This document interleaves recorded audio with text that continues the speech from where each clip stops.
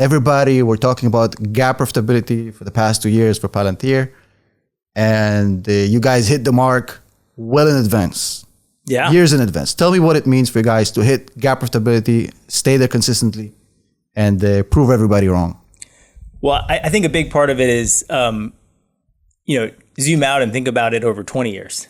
So yes, it's okay. We got there early, but it's really about continuing to earn the right to execute on the vision we've always had and the role that we hope to play as the most important enterprise software company in the world.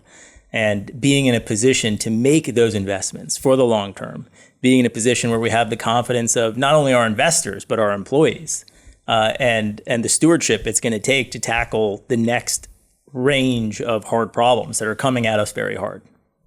And by us, I mean the world. So that's a great segue to what I want to talk about. We, as a Palantir community, fell in love with the company because of the things that Alex and the team were saying for the past 10 years. As far as this fairy tale of a globalized coexistence is coming to an end. And, it will get better, but it's going to be very dark times ahead.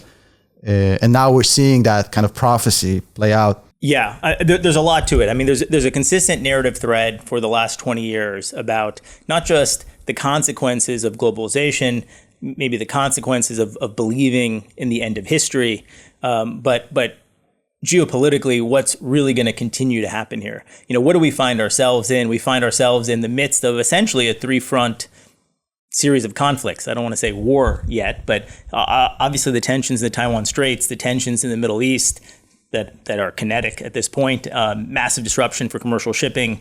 I think we have yet to see even the full consequences of that and what can happen in that region and its spillover effects into Europe and into the West broadly. And the ongoing conflict in Ukraine, which I think is much more dynamic than people are even really giving it credit. It's not quite a stalemate. There's a lot that can happen one way or another.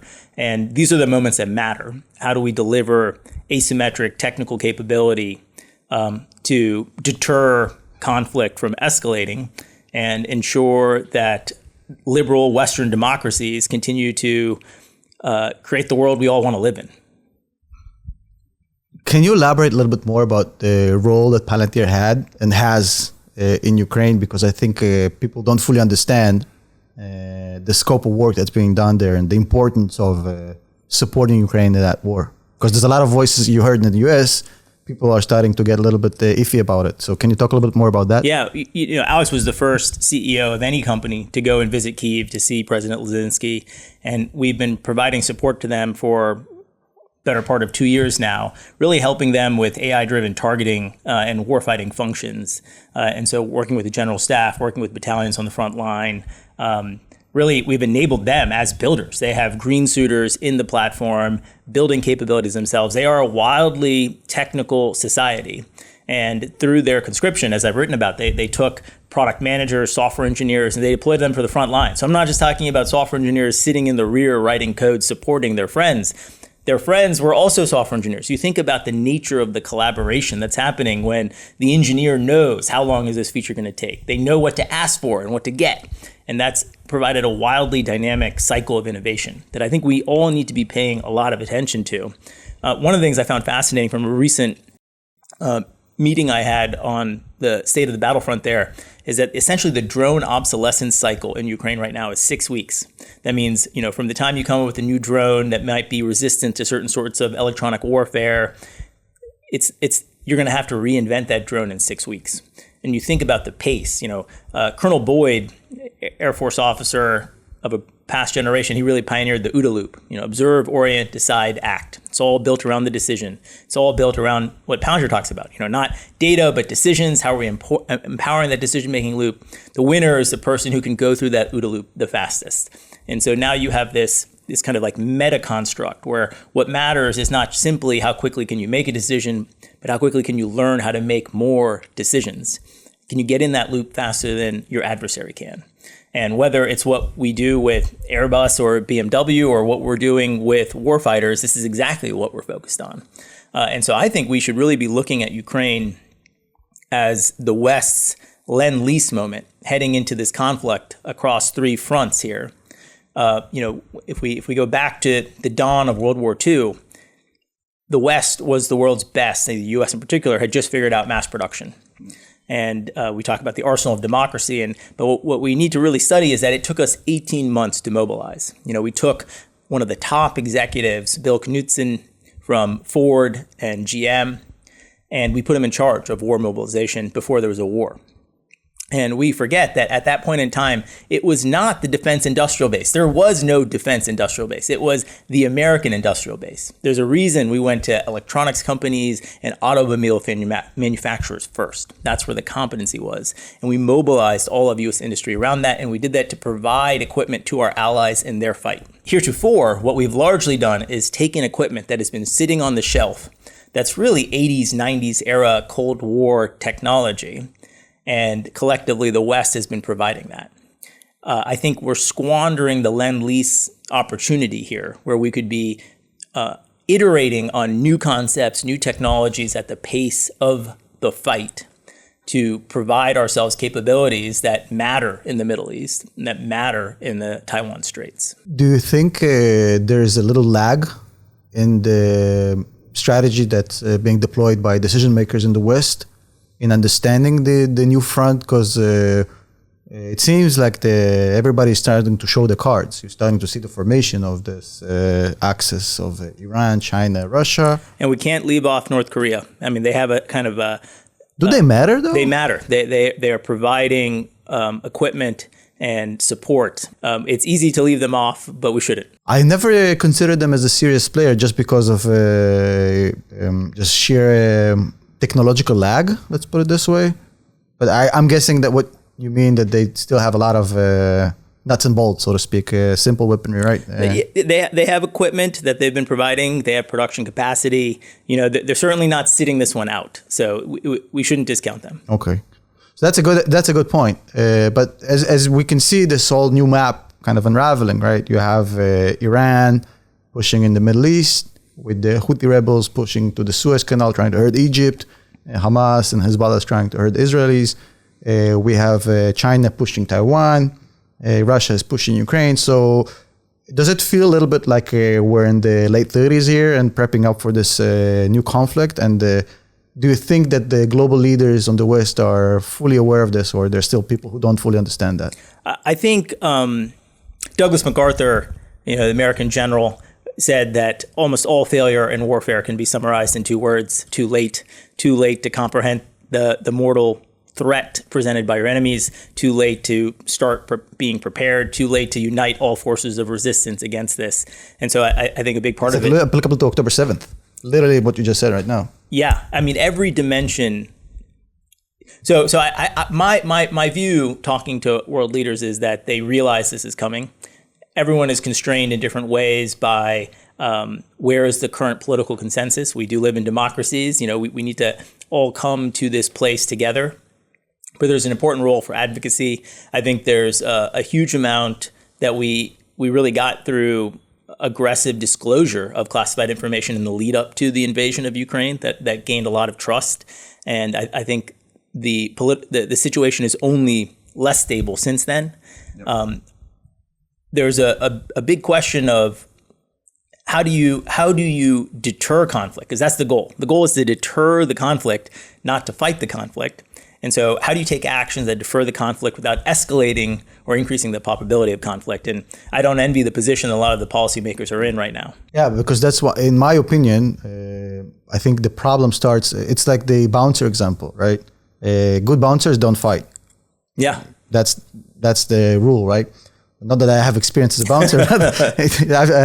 You look like you do a good job. No, I've been known to get hit by bouncers, but mostly like the ones you don't want to mess with. That is the good bouncer, right? So I feel like ever since the United States a little bit pulled out of the Middle East, that projection of strength went away. That gave a huge boost to these other chaotic forces in the region, and I think that now it's changing, obviously. But the question I have for you is, where do you see the state of the Middle East, the state of Ukraine, the state of Taiwan, let's say 5 years from now? Where do you think we're headed? Well, I think, look, I spent a lot of time thinking about how do I minimize my own counterfactual regret. I have a family, I have children. I think about, okay, if conflict is coming, let's say conflict happens in 25, what will I regret not having done in 24 to give the forces of the West the most capability they possibly could? And how do I plan my roadmap backwards against that? So it's hard for me to think 5 years out, because I think the greatest risks are actually near term. I think there are deep structural problems with the Chinese economy. I think they're getting weaker, not stronger. And that means that the near term is the most dangerous. And how do we deter issues that might be arising in that context here? Now, one of the key lessons from Ukraine is that you can get a lot done if you're able to pre-position data, software, and hardware ahead of the fight. And you have many more limited degrees of freedom if you're responding after the fact. So that's definitely true for deterrence value, but it's also true from a perspective of how capable are you of winning, and what is the nature of the fight if you haven't pre-positioned. So that's certainly a lesson that we're thinking about. How do we get enough of our own mass west of the international date line now, our own mass being Palantir, to help pre-position ourselves to provide the most to allied forces and U.S. forces in that context. The other lesson that I'm starting to learn from the events after October 7th, which is kind of unexpected actually, is the degree to which, you think about the Israeli force structure, highly technical society, very, very competent, historically have really built a lot of their own technology. As a consequence of October 7th, they mobilized 300,000 or so reservists. Many of those reservists are software engineers, product managers, data scientists from industry. They have 1 or 2 decades of experience. They're now plugging back in and they're saying, oh, I realize all the things I built when I was 18. And I lacked the experience to understand there are other ways of solving this problem. I've learned so much in industry that I can bring back, and it's providing a step change in capability to the IDF here. And I think there's a broader takeaway that we should really be having. You can integrate that with my lessons of having product managers and software engineers on the front lines with Ukraine. And then you think about, okay, what is the force structure in the US or with allied forces? We have a reserve structure that's really geared towards how do I get young people combat ready into reserves. What we really need to be thinking about is how do I create an elite technical reserve of the 2,000 best software engineers in Silicon Valley who can help up-level and upskill what we can bring to the fight. You think about the capabilities that we can deploy between now and a potential conflict in 25. There are no new exquisite systems that you're going to be deploying on that timeline, but there is an immense amount of software capability that's going to radically matter. It's not 10% improvement, it's 10x improvement. Yep. That it's going to require that caliber of talent to get out there. When you guys checked out of the Silicon Valley culture, so to speak, and you unplugged, you move out of Silicon Valley, you move to Denver, you completely write off China, write off Russia, write off what was back when you guys did it, was the hotspot for every single tech company in the world, the Chinese market. Everybody sold out, so to speak. And you guys went against the grain, and you took a lot of heat for that. One of the main criticisms we heard is like people saying, well, it's US-based business. Where's the rest of the world, right? And you guys said, no, there's a bigger thing coming. There's something bigger than dollars right now. Do you feel vindicated right now, having seen the pandemic and from China, and then you having seen what's going on in Taiwan and Ukraine and the Middle East? Do you feel now that kind of this vindication sense of we told you guys and you thought we were kidding? I don't know. I would, I feel I'm struggling for the right word. I guess, would you wish to be wrong about this? And are you? I wish we lived in a different world. I wish we had this Pollyannish world where everything just got better and we could all get along. But the lessons of history suggest otherwise. What I feel happy about is that everyone else is starting to see this too. Because for us to actually unite the forces of resistance, it means that we have to be driving towards a consensus here. If you think about, Silicon Valley 4 years ago absolutely thought we were batshit crazy, that this was not the world that we lived in. When you look at the consensus now, people are investing in defense tech, very conventional players who would otherwise have stayed away from it. By the way, a lot of people are pulling out of Tesla, which is one of my favorite companies, because of the Chinese exposure, which used to be a huge plus. It's only been 4 years and the narrative completely flipped. We're going to have to figure this. There are no easy answers here, but at what point does it become a breach of fiduciary duty to invest incrementally in China as an American company, understanding the complexity of the geopolitical landscape. Certainly that would be that didn't work out well in the context of Russia. And if you look at where things are going, you could say, well, the legacy is the legacy. I have opinion. I'd probably be more extreme than most people there. But then there's certainly a going forward question. So at this point, I think boards need to be thinking about, is this asset allocation even right? Does this open me up to shareholder lawsuits? What sort of behavior change can the financial markets bring about? And when I used to talk about that 4 years ago, it was, there was no resonance to those concepts. Now it's almost like, well, obviously this is a risk. So now I'm not even saying anything novel now. And I think that shows how far the consensus has moved, seeing that the Valley, which I think was largely one of the most pro-China places imaginable, even 5 years ago, it's changed dramatically. And I think there's a deep alignment to the national interest. And you kind of see some aspect of this even, I'd say, in Israel, a pretty divided society leading up to the events of October 7th, immense national unity coming out of it. And as we kind of see the four players in the axis of evil here closing ranks, it's becoming more obvious that we have real issues to contend with. Again, going back to, we talked about one criticism which came up during the DPO, people saying, well, what's going on with Palantir and they're anti-China. That was one point that people talked about. You mentioned earlier Airbus, and I think that was the inflection point for a lot of people to understand that Palantir is a two-headed monster. It's not just the government business. There's a lot of value in the commercial sector. Can you talk a little bit about what you can say? I don't know, about how the Airbus project happened and what you were able to do for that company. I think it's super important now, having seen what's going on with Boeing, because Boeing are not having, how they say a shooter is not having a good game? Boeing is not having a good career. They're not having a good career. 737, 8 MAX, now with this new plane, their business is completely going to shit. And they're losing trust. Mainly, I think, because they went from engineering hardcore to this MBA culture. Let's assemble. I just wrote a blog post about something similar there on process. Yeah, they completely abandoned this engineering hardcore backbone, and they changed the culture. I think it stems from the McDonnell Douglas merger. That's where everything started to go to shit. But with Boeing having their turbulences, so to speak, the excellence of Airbus is very evident, right? So can you talk a little bit how the project happened and what you guys were able to learn from it? It's some of the most exciting work that we've been a part of. So we started working with Airbus in the initial A350 ramp. So they had just built this new plane. They had just released it to the market. Tom Enders, the CEO at the time, had told Wall Street, told the markets, look, we expect to build 50 planes in the first year. And this is a really important launch because the A380 is an exquisite and beautiful plane, but it is structurally unprofitable, right? So the 747, it's the same thing. They don't work. So then with the, they need this launch to go well. So in the first year of production, they had said, we're going to build 50 of these. They were on track to build 16. And so they started working with us to say, look, what can you do to fix the production ramp? And I think this is another really important aspect to it, which is like, we're not going in there with some tiny point solution saying we do this little aspect of quality or this little aspect of ERP. It's really, they had a problem to solve, which is I need to ship 50 planes. And now how do we help them decomp that problem into a series of things that we can help do? And we spent a bunch of time on the final assembly line in Toulouse and sub-assemblies and like Saint-Nazaire. And we started understanding what are the things that are slowing down the ability to produce these planes. So when you're first building something, you're going to have these non-conformities. Things don't go exactly according to plan.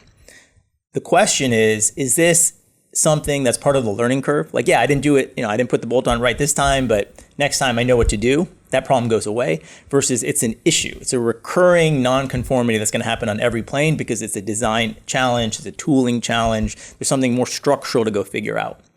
And these are highly complex machines that are made across many factories.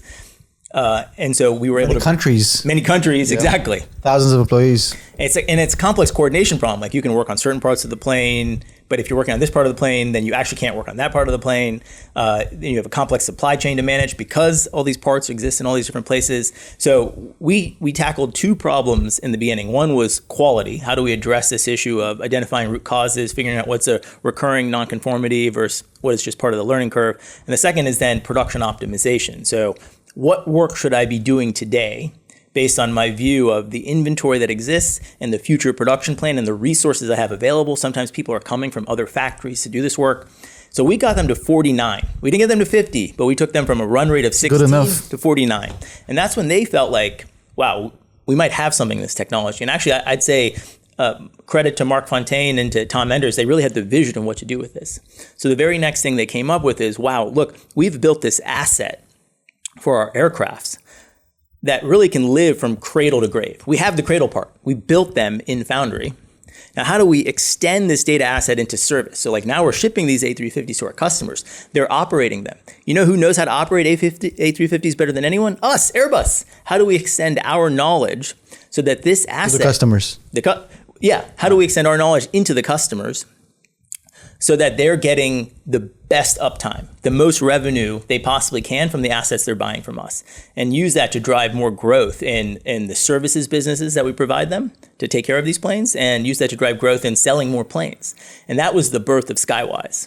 So we just started working with a few airlines here or there, the first folks they had delivered the A350s to, but then we quickly scaled that to, I don't know, on the order of 160, 180 airlines now. It manages about 2/3 of the world's air fleet. And then everybody who works with the airline is also on Skywise, all the suppliers and everything. Because I've been getting calls from people who are in the third and fourth tier, and they're like, yo, I'm a subcontractor of this and that airline.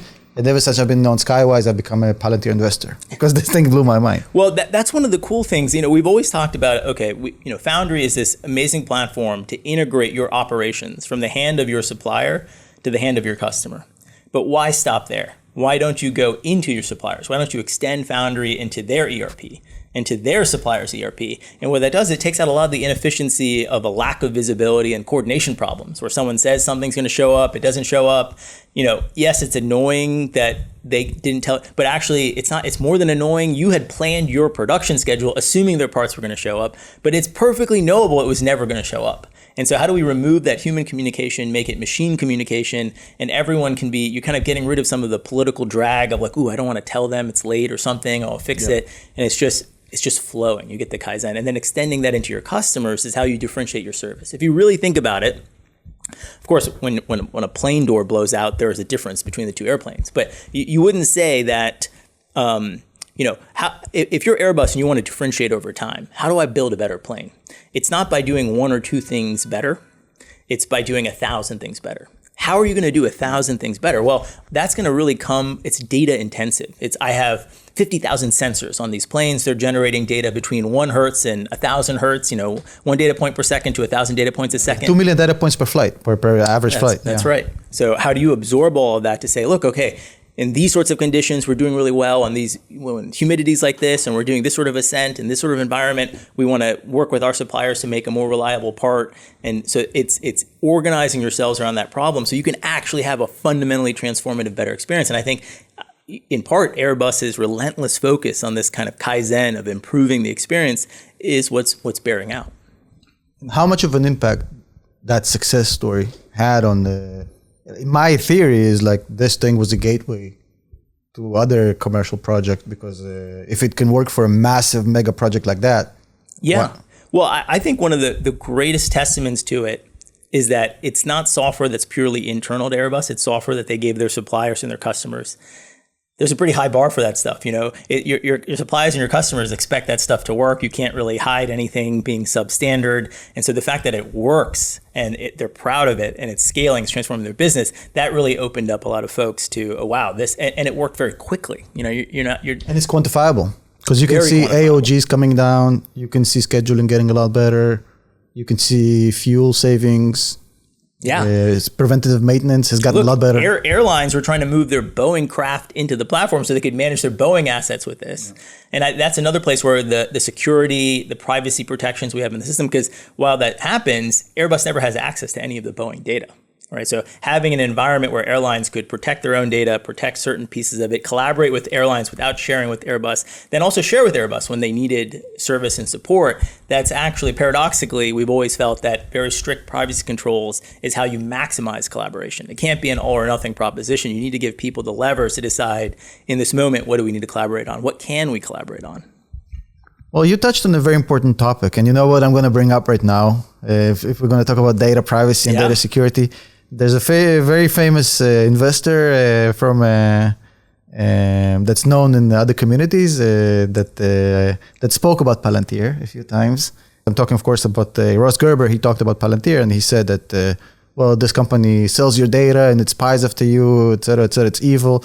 So I think that's one FUD I'm going to let you dismantle quite easily, I think, in about 2 seconds. I mean, in some sense, I don't know how easy it is to dismantle, because we've been so transparent about this since the very beginning. You know, we don't own data. We don't have access to our customers' data. We're not collecting data. We're not selling data.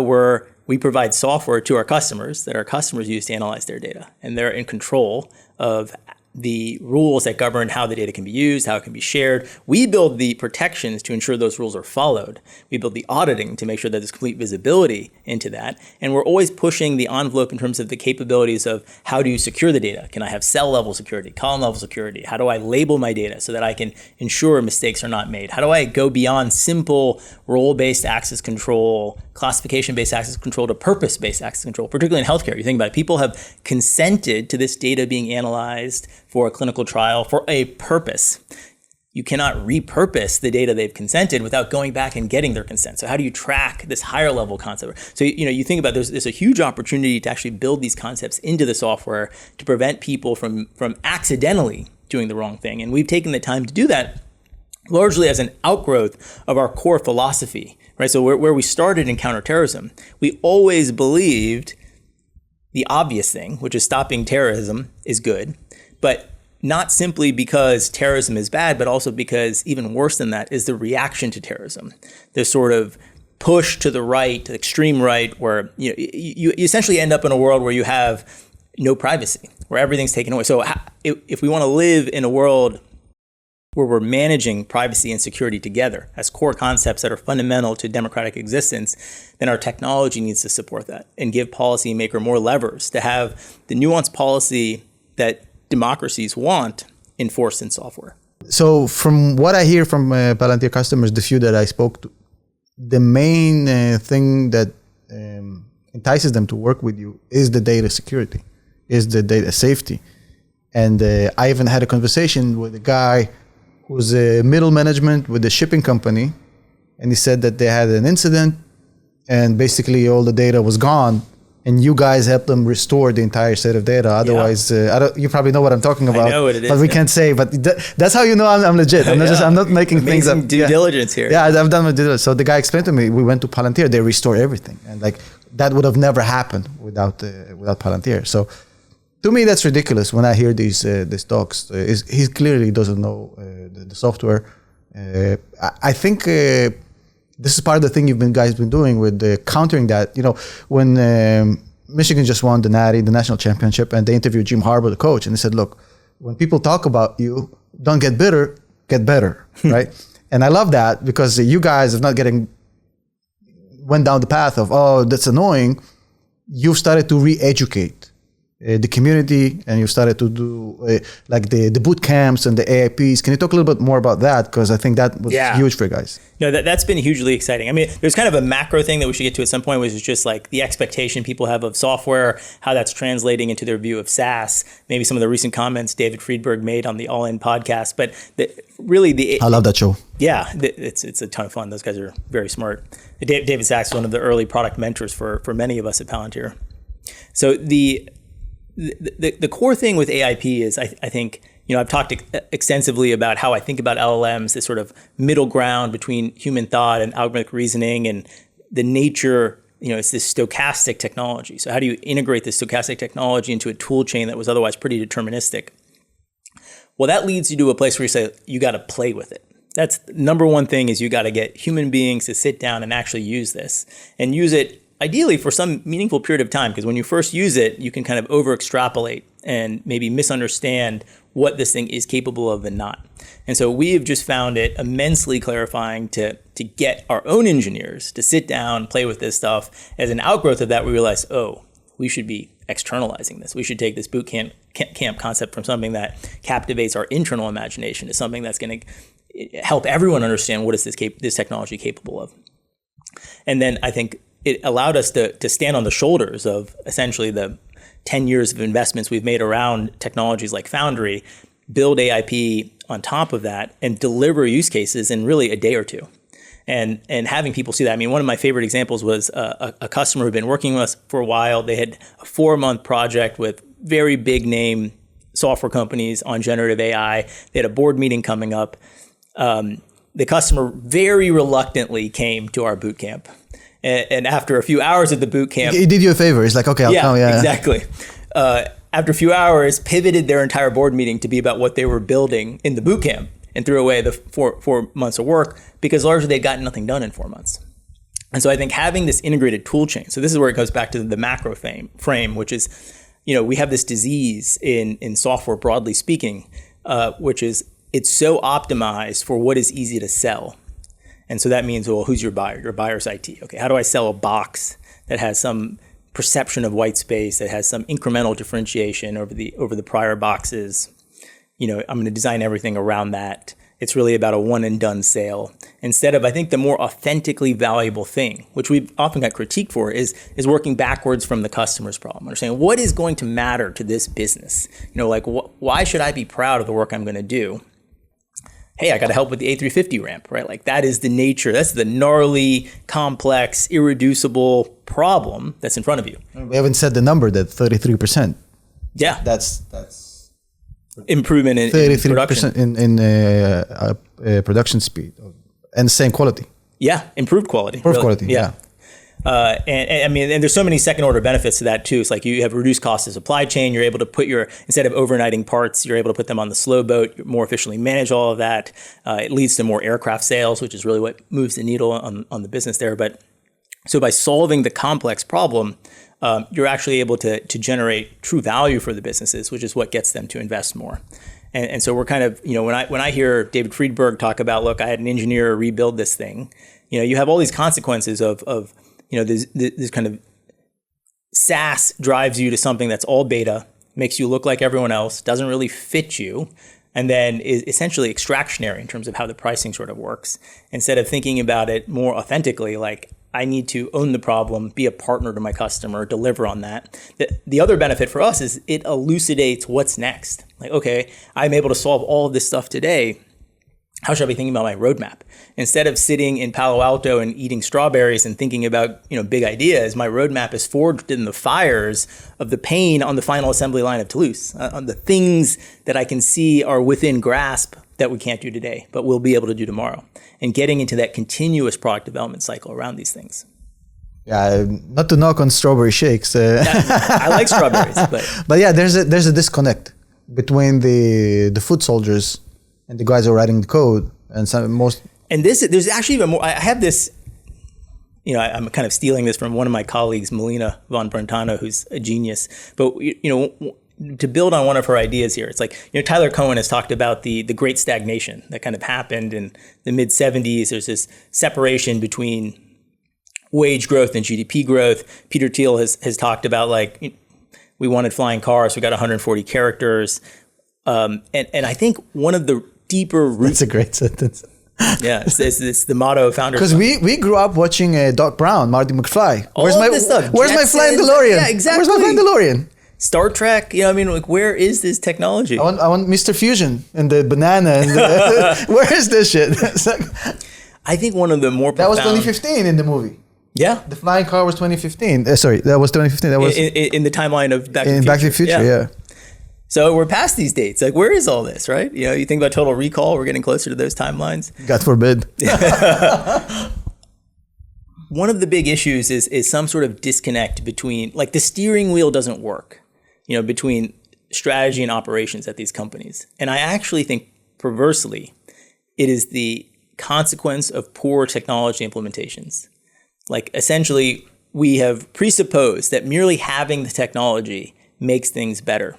But I think that the paradox that I'm observing, whether it's in government or in commercial, is that the better your technology is, the more important excellent leadership becomes. Actually, if you have really great technology and mediocre leadership, it's very likely to lead to bad outcomes. And this sort of coupling of outcomes is something we're not, like, modeling completely.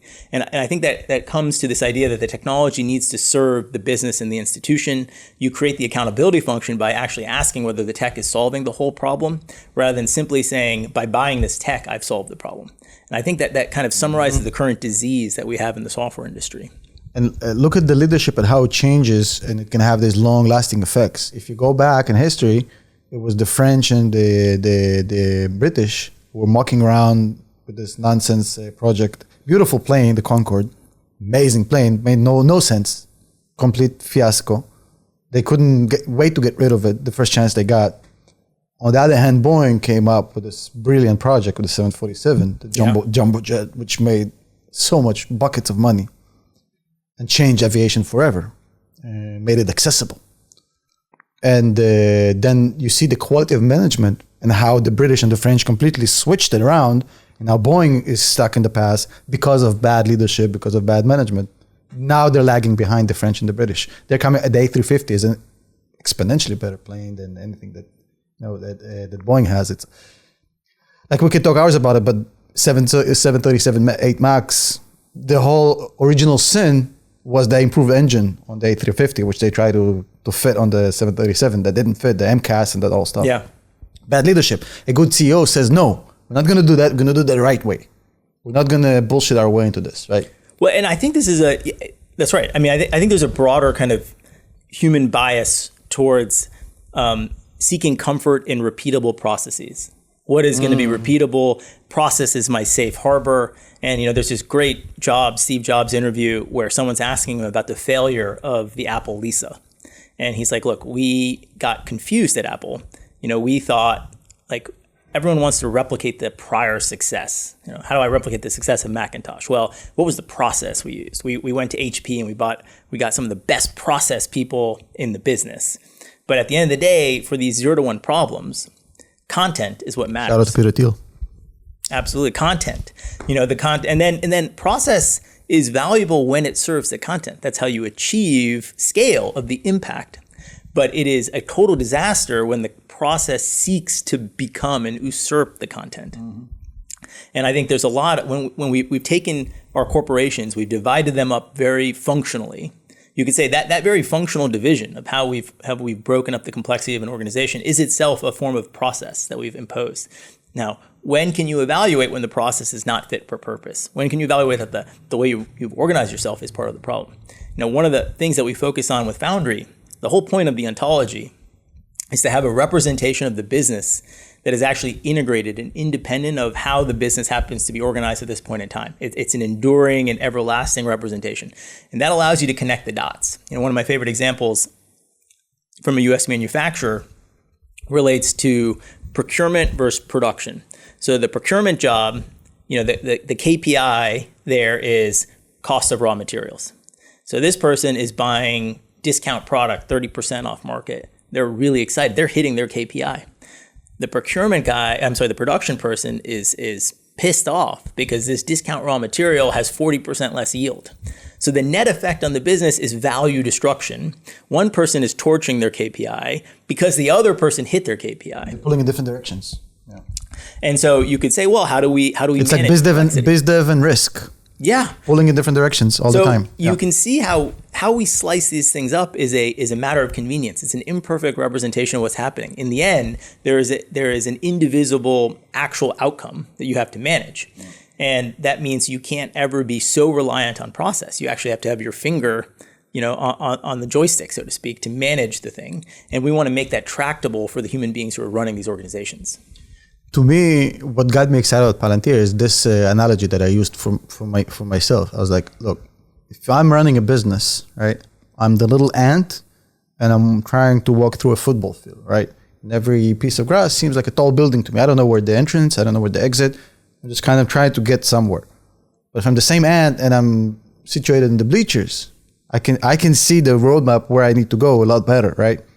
If that ant had camera into the bleachers, yeah, and that's what I think Foundry is for a lot of these companies. Yeah, I think so. It allows you to see yourself. If you can't actually see yourself and where you are on the map of the terrain, how do you know where you're going? And then that's the other part to the analogy, to mix metaphors here, is connecting that steering wheel. So many times when companies see themselves like, oh, I have the perfect reports, I have the perfect data, but then they have no ability to translate what they're trying to do to action.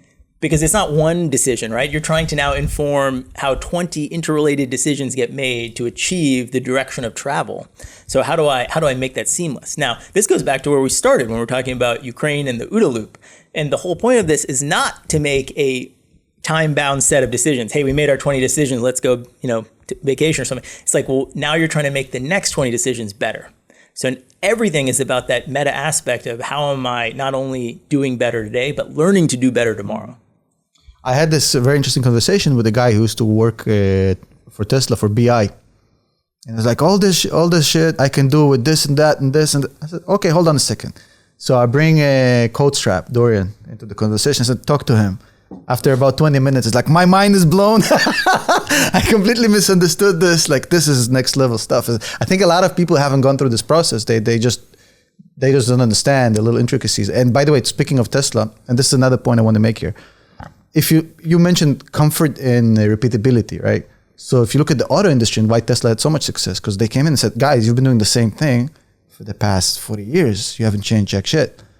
So they came up as the newcomer. They changed everything, the process. They threw everything out, the way they assemble vehicles, the way they build everything, right? No, sometimes they got a lot of things wrong, but they broke the mold. Yeah. I think you guys, can you talk about how you've done it for software, how you changed enterprise software in that sense? Yeah, well, we really focused on, look, most people when they're trying to build software, the number one constraint is how financeable is my dream, right? Because if I can't raise money, it seems completely academic. And so the most financeable thing, particularly at this point in time in the Valley, was some sort of point solution, all SaaS. It's all multi-tenant. It's just, targeting commercial. It's all sales driven, very low on the engineering side. And we flipped that around and we said, actually, I don't know how to sell this, but I have this vision. It's going to be engineering driven. We're going to solve the breadth of the problem. At every turn, when there's a chance to make something simpler and suitable for a more narrow market or more complex and double down on the ambition, we're going to double down. And certainly we have metabolized a huge amount of pain and continue to. Like that is it's not an easy path to take, but ultimately, you end up inventing the future. You end up going after the problems everyone else is structurally afraid of, either because they don't think they can raise money after it, or more likely, it just seems too hard. And you're not solving for. So I think some of the critiques people have is like, okay, well, talk about your sales, talk about the process. I was like, well, we're not solving for that. First, we're solving for making this thing truly valuable. Yeah. And that means when Airbus needs you to fundamentally inflect production in less than 6 months, you can do that. I think a more honest accounting in some sense of when we started working with Airbus, it was more like 10 years of R&D plus 6 months. But then I think we were the only company in the world that could have done that. And then you build on that moat. When COVID comes around and you're trying to build operational warp speed from a dead start, we can build a biomanufacturing supply chain that spans clinical trials all the way to the pharmacy in 5 weeks. And so you just think about the scale of problem that you can have access to, the amount of societal impact that can have, and that's what's been driving the business. And I think it drives elite talent acquisition. Why do people 100%? Why do people want to keep working at Palantir? Because the problems are the most interesting in the world, and the ability to inflect the direction of the world is very high accordingly.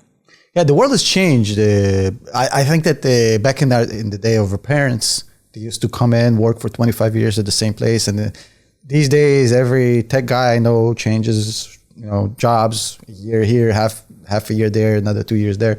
It's normal. So people are looking for new excitement, new challenges. I think talent acquisition. By the way, again, going back to Tesla, which I see a lot of equivalencies between you guys and Tesla. So they have the best talent in the auto industry. You have the best talent in the enterprise software industry. But talking about that, do you hear a lot of this chatter about, okay, AIP is great, massive interest, but how are you guys going to monetize this? Like, have you seen this chatter going around? Yeah, I've definitely, I felt it a few quarters ago more prominently as we were just releasing it. I think as customer acquisition has picked up and people are picked up is a very gentle way of describing it. You guys had insane growth.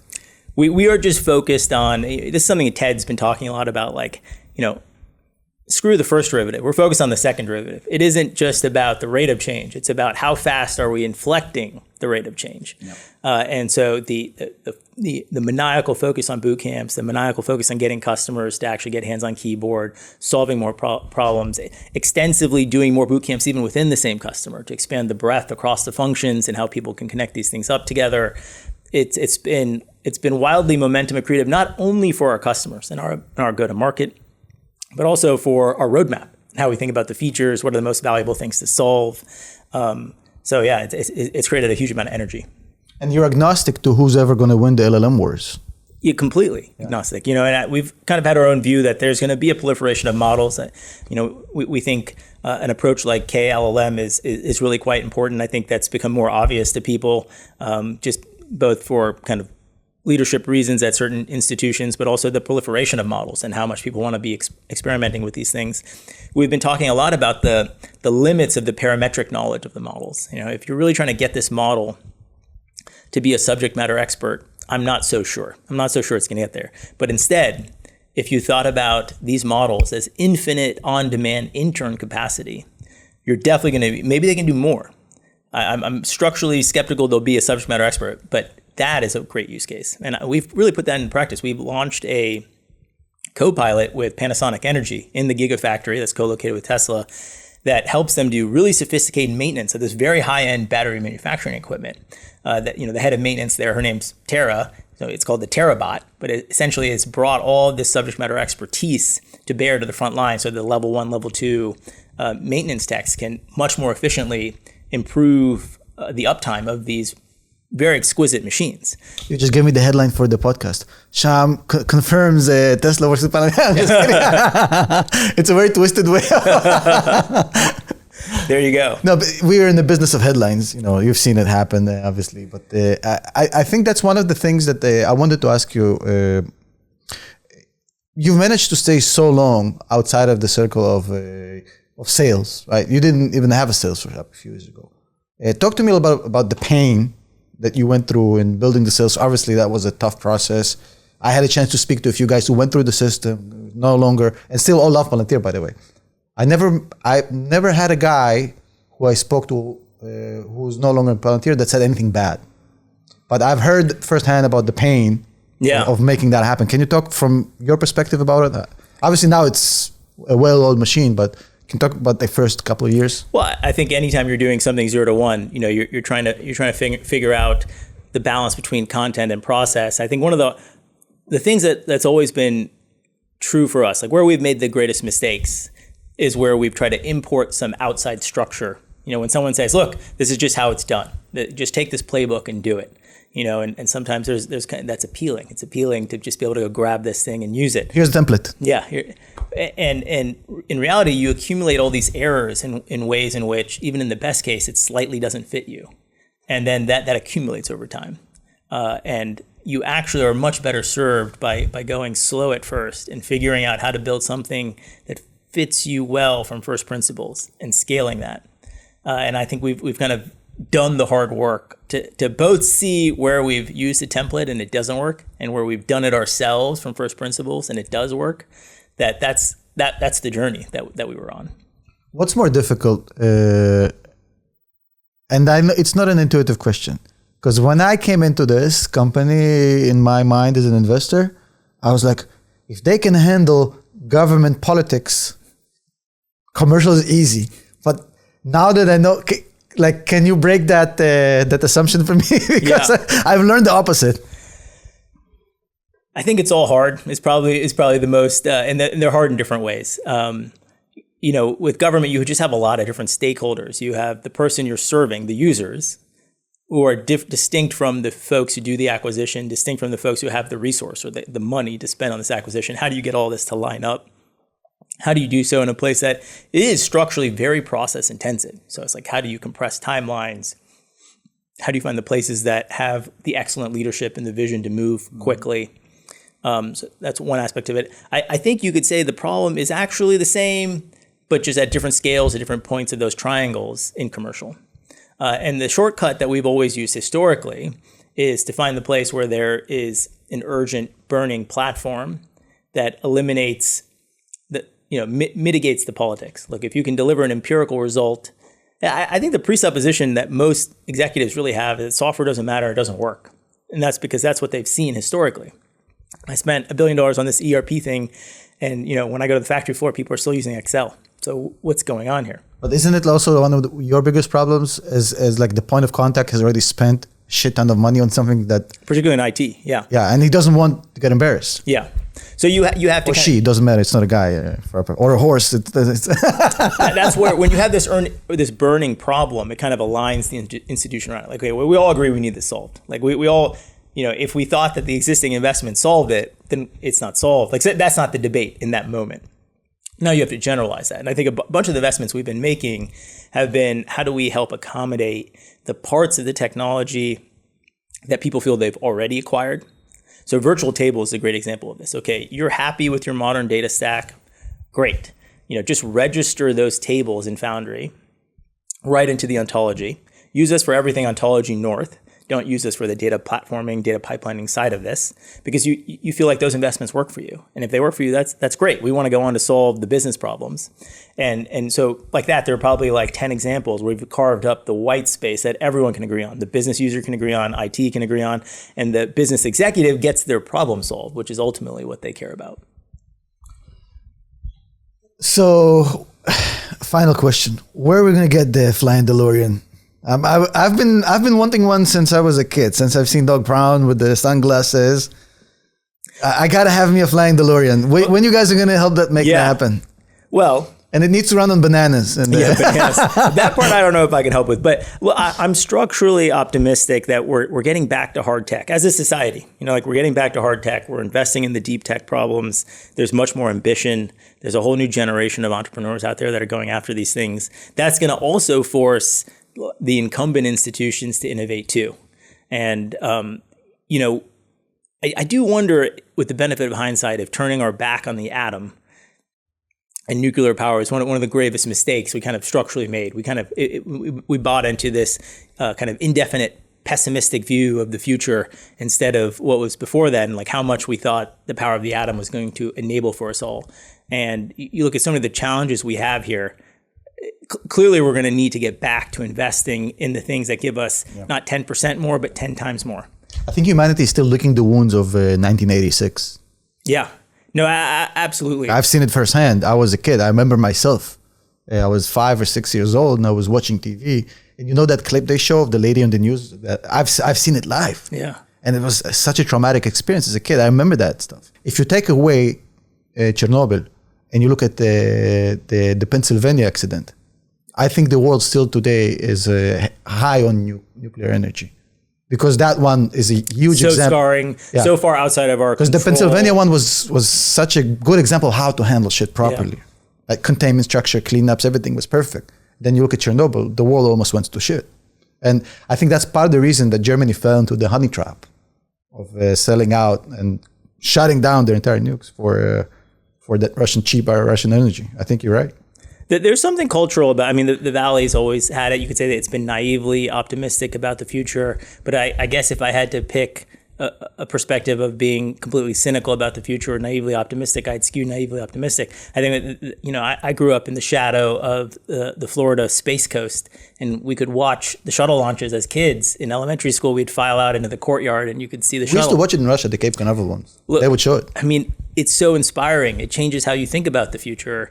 And I think, it's important for us, for those of us who are parents to think about, like, what are we imparting to our kids? What is their relationship to technology? Hopefully it's more than a tiny screen that they're watching cartoons on. And it's really a tool for them to make the world better, the world that they want to live in.